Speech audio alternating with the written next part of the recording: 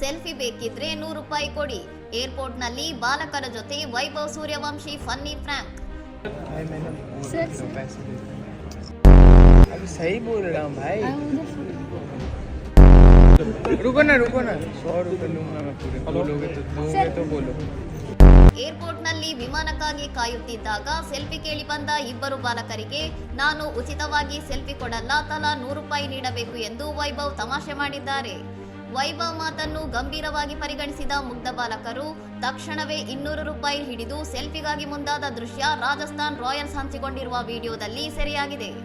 ಬಾಲಕರ ಮುಗ್ಧತೆಗೆ ಮನಸೋತ ವೈಭವ್ ಸುಮ್ಮನೆ ತಮಾಷೆ ಮಾಡಿದೆ ಅಷ್ಟೇ ಎಂದು ಹೇಳಿ ಹಣ ಪಡೆಯದೆ ಪ್ರೀತಿಯಿಂದ ಅವರೊಂದಿಗೆ ಸೆಲ್ಫಿ ಕ್ಲಿಕ್ಕಿಸಿಕೊಂಡು ಸಂಭ್ರಮಿಸಿದ್ದಾರೆ.